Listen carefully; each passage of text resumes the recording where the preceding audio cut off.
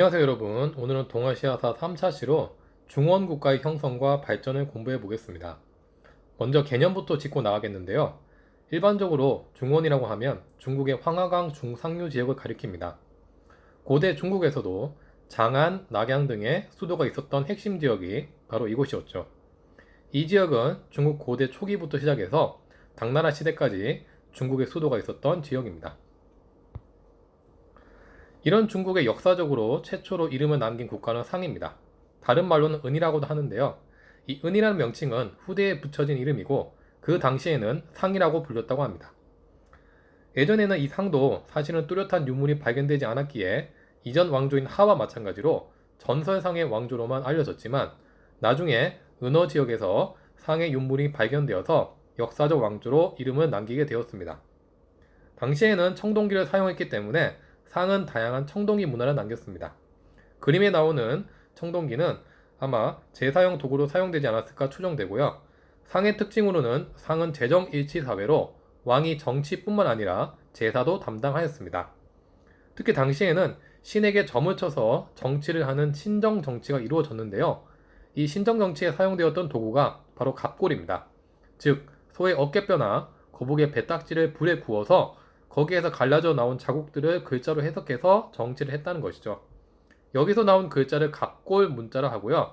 이 갑골 문자가 중국 한족의 글자인 한자의 기원이 되었습니다. 자, 이런 상에 대해서 살펴봤는데요. 이 상은 후대로 갈수록 거듭된 전쟁과 폭정으로 민심을 잃어갔다고 합니다. 그리고 그런 상황에서 상의 신하국이었던 주가 상을 멸망시키고 중원을 다스리게 되었다고 합니다.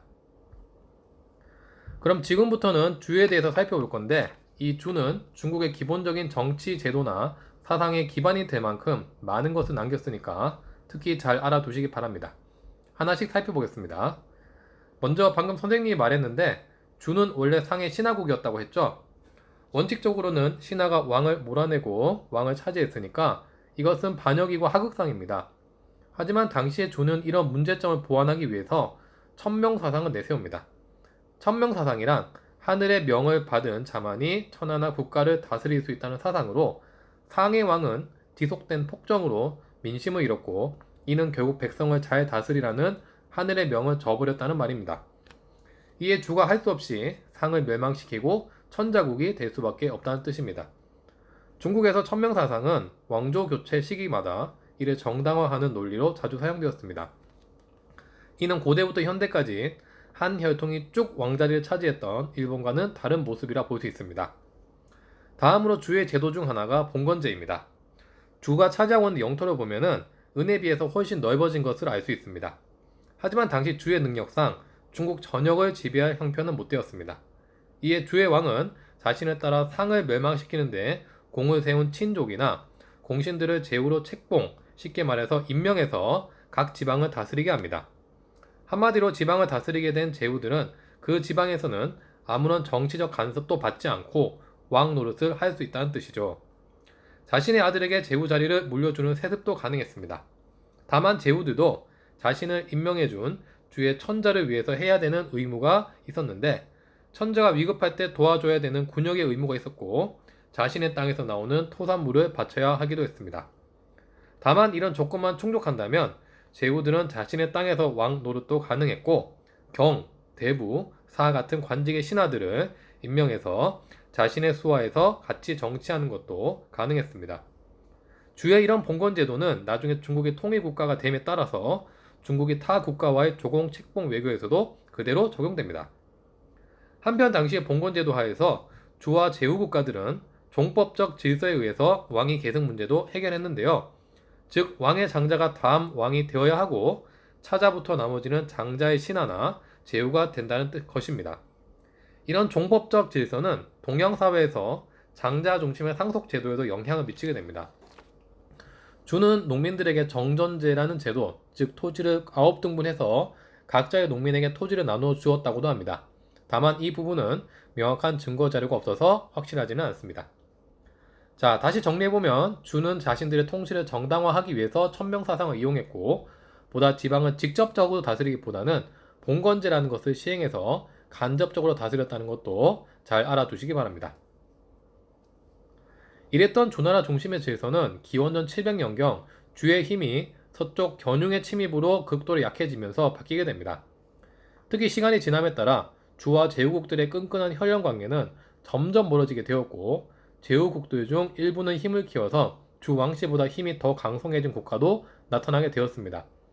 점차 제후들의 힘이 강성해지다 보니 제후들은 이제 주의 눈치를 보지 않고 독립적으로 국가를 경영하고 약소국을 병합하기로 했는데요. 이를 춘추 전국시대라고 합니다.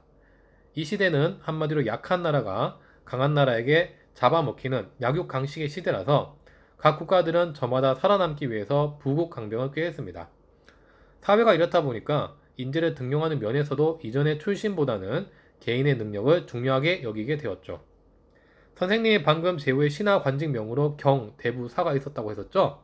이건 관직의 서열순을 나타내는 것인데, 사는 이 중에서 제후의 가장 낮은 관리직이었습니다. 그래서 춘추시대 때는 이 사계층에 상당히 많이 등용되고 주목을 받게 됩니다. 이 말은 그만큼 능력 중심의 사회로 바뀌었다는 것을 뜻하게 되겠죠. 춘추 전국시대는 다양한 나라들이 서로 경쟁을 하다 보니까 많은 발전을 낳기도 했습니다. 유목민족으로부터 철기 문화가 흡수되어서 철제 농기구, 철제 무기들도 사용되기도 했고요. 특히 철제 농기구의 사용으로 농업 생산량이 늘어남에 따라서 농민들은 이전에 집단 생활에서 독립적인 4, 5인 가구의 소농 생활도 가능해졌다는 점 알아둘 필요가 있습니다. 농업 생산량이 확대됨에 따라서 상공업도 발전하게 되었고, 다양한 화폐도 등장하게 됩니다. 사진에 나오는 것처럼 춘추 전국시대 때는 워낙 국가가 다양하다 보니까 화폐 모양도 제각각인 것을 알 수 있습니다. 전쟁의 규모도 확대되었는데, 이제는 단순한 귀족 중심이 아니라 농민들까지 전투에 참여하는 국민 개병제 같은 성격을 띠기도 했습니다. 한편으로 이렇게 오랫동안 전쟁과 분열이 거듭되는 사회가 되다 보니까 사람들은 평화를 갈구하기도 했습니다. 이에 따라 이 혼탁한 세상을 어떻게 하면 바꿀 수 있을까를 두고 다양한 사상가들이 등장하기도 했습니다. 대표적인 사상이 공자의 유가, 노자의 도가, 한비자의 법가 등이 있습니다. 이런 다양한 사상가들이 수도 없이 많이 등장하였다 해서 이들을 제자백가라고 부르기도 합니다. 이들 사상은 향후 중국 역사에서 2000년 동안 이어지면서 사회적 제도나 문화에도 많은 영향을 주게 됩니다. 네, 오늘은 이렇게 해서 그 중원국가의 형성과 발전에 대해서 중국 상나라 때부터 춘추 전국시대 때까지 같이 공부해 보았습니다. 오늘 했던 부분들 중에 정리하자면 상나라와 주나라의 시대적 특징과 차이점을 명확히 파악해 두자 알아둘 필요가 있고요.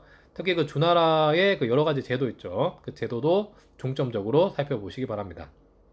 그 다음에 춘추 전국시대가 되면서 나타났던 변화도 있었죠. 뭐 제자백가가 많이 등장한다든지 철제 무기나 농기구가 사용되었다는 점, 이런 점들도 확실하게 공부해주면 좋을 것 같습니다. 네, 이상으로 오늘 수업 마치겠습니다. 그 다음 시간에 다시 한번 뵙도록 하겠습니다. 여러분 수고했습니다.